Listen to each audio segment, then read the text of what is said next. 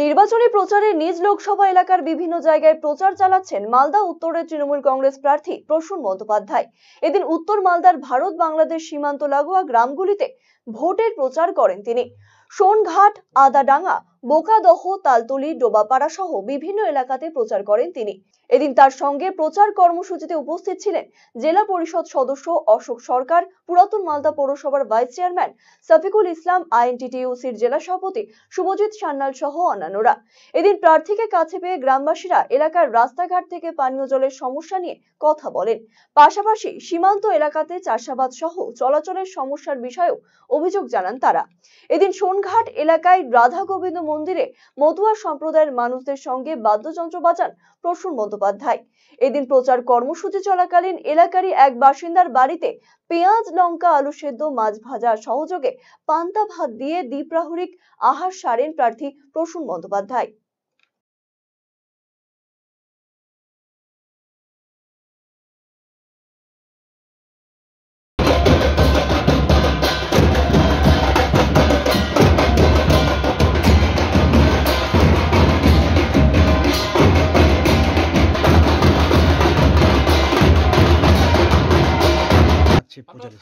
পান্তা ভাত আমরা খাই, পান্তা ভাত আমার খুব প্রিয়।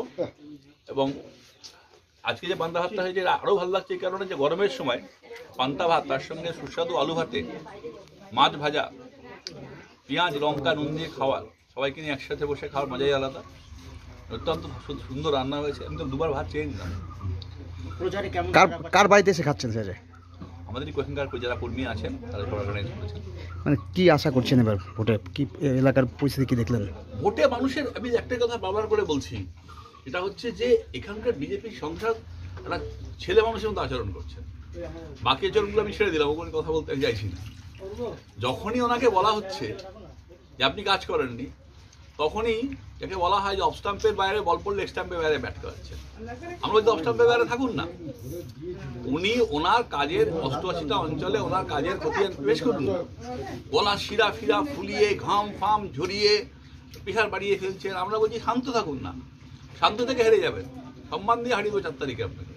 চিন্তা করবেন না, মানুষের তো বোকা নয়। মানুষ দেখে এই জগদল অঞ্চলে বসে আছি আমরা। আমি তৃণমূল কংগ্রেসের পার্টি, আপনি জান না, আমার জিজ্ঞেস করুন না মানুষকে।